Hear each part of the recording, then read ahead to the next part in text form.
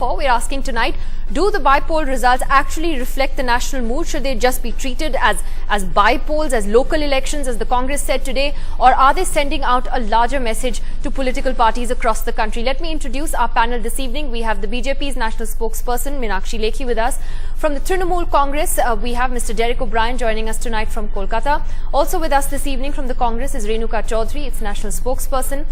With us here in the studio, our commentator Aarti Jairath. Also, Mr. Dilip Padgaonkar joins us tonight from Pune, and from the JDU, Mr. Anil Kumar Sahani joins us this evening. Let me ask the commentators first, and Aarti first. What would you say these elections and these results reflect today? The national mood? Is it a warning to the Congress? What does it tell us? Nidhi, it's dangerous to, sort of draw larger conclusions from, bi-polls. But I do think that there is a very strong message in these bi-polls for the Congress, and the Congress would do well to read them. Firstly, they lost all the 6 seats in Gujarat. There were seats held by the Congress, they lost them all. In Bengal, where, Congress has always tried to prove that Mamata Banerjee cannot do without the Congress. I think Mamata Banerjee showed that she can. Yes, the margin was reduced, but she still won that seat. She retained it despite all the controversies of the last 2 years of her reign, And in Bihar, where apparently the Congress was trying to help Nitish Kumar because they put up a Rajput candidate against Prabhunath Singh of the RJD.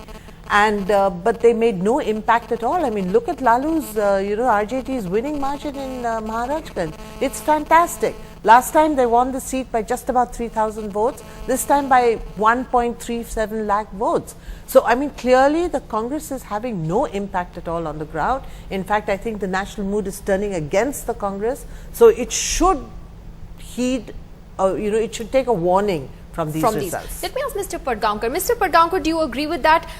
Is there a pattern you see here that this is largely an anti-Congress mood now in the country? Many would argue that these are, different states. There are different factors at play here, and it shouldn't be seen in the context of the national mood. After all, look at the Karnataka win for the Congress recently.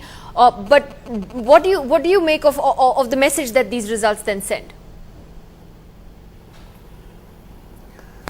Well, I would go along with Aarti when she says that the Congress has certainly fared disastrously, particularly in Gujarat. But let me quickly add that this tendency that many of us have to extrapolate from local elections, we need to have a break clearly to check that tendency, primarily because you must realize, number one, that the Congress has been out of par in the 3 states where these by-elections have taken place. Gujarat, Bihar and in West Bengal for a long, long time. The Congress presence in these states has, as it has been, quite insignificant.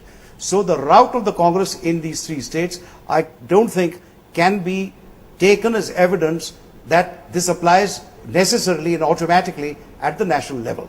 So on that score, I think I would go along. Yes, it is a message to the Congress, but it's not such a disastrous message as you'd make it out to be. Secondly, I think there is a tendency again for each political party to say that a win in a particular place speaks of the national mood. If you remember when the Congress won the assembly elections in Karnataka, the Congress spokesmen were the ones to say this is now the advent of a victory of the Congress in the 2014 general elections. There was absolutely nothing to suggest that that was the case. Today, similarly, Mr. Narendra Modi says that the victory that his party has scored in BJP reflects the national mood. And of course, we've just heard Mr. Lalu Prasad Yadav say much the same thing because his party has won in 1 seat. I think we ought to be very, very careful. It's a complex country and any kind of generalization can lead us into an impasse. Okay, so you're saying it would be it would be a generalization to say that this reflects the national mood. Let me go to Derek O'Brien first. Derek, 2 questions. One, do you believe this reflects the national mood? The TMC has also been able to retain the important Howrah seat today, and you in fact had tweeted saying that this is the Trinamool's toughest test since coming to power in Bengal and walking out of the corrupt UPA in 2012. You had your fingers crossed. You've had a victory by a reduced margin. So today, did you literally breathe a sigh of relief when the victory came in?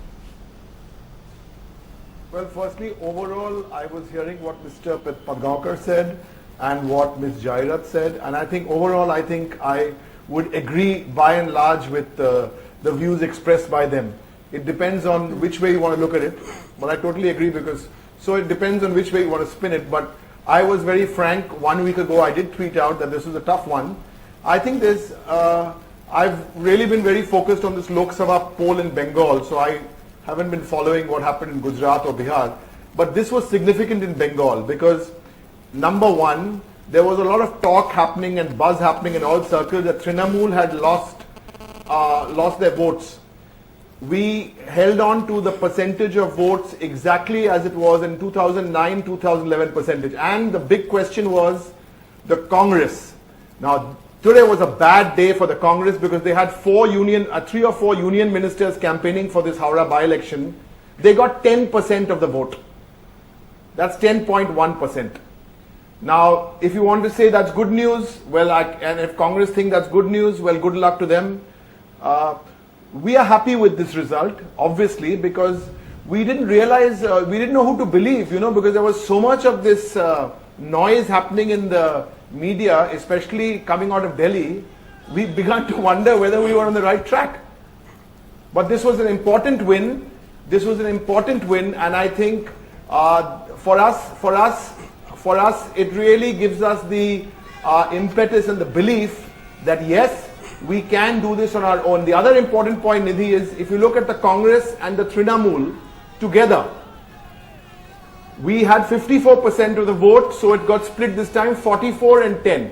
But we still went. And the second one which is important, which is in a run-up to the Lok Sabha or the forthcoming Panchayat elections, now there's a belief in the Trinamool that if the Congress is 10%, and the BJP is about 7% in Bengal, so we are all set to go at it alone. Okay, It was an important election. It was an important election for us. Yes, it was. I'm going to ask you a little bit later about a very interesting comment that Mamata Banerjee made about alliances, and I'll come to that a little later. But let me first get a congress from Renuka Chaudhary on the Congress's route. Renuka Chaudhary, would you concede it's been a pretty bad day for the Congress today, and that there is a message here, especially from Gujarat, which were all seats that the Congress held, that went to Mr. Modi? First of all, Nidhi, we have to just stop this Modi versus Congress. It's ridiculous. Gujarat just won their other elections, and it is on that momentum that they continued this. It's really not a big, if there. So that's all right. Now you look at Maharashtra, where we are ruling. We've retained our candidate there. Nandini Nilesh Parvekar has won over the BJP by 26,817 votes. So where we are there in ruling, and like if you go to look at history and you look at the situation, we aren't there technically. And if you see Laluji's win in Bihar, well, that is one of our allies, and we've done rather well there. Now, all that you really need to notice, it's not Modi, just move that out of the picture for a moment. And look at where the BJP is. The BJP is not there anywhere in the south, and I think they're set to lose Bihar also.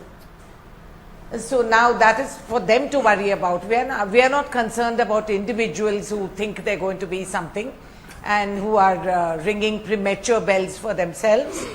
Good luck to them. And West Bengal, we knew this is the price we paid for going with Mamata.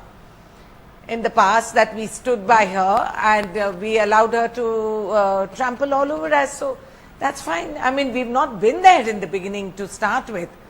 So how do you see this as a bad time for Congress? And if you look at Haryana, where the Congress is ruling, but hasn't Mamata sent you an important message that she can do it without you? Like Derek was also saying just now, she doesn't need you. You need her more than she needs you. But that's premature. One swallow does not make a summer. Derek? See, the sad comment like this from the Congress, where she said Mamata trampled over her. This is not about Mamata Banerjee trampling over anybody. This is the people of Bengal.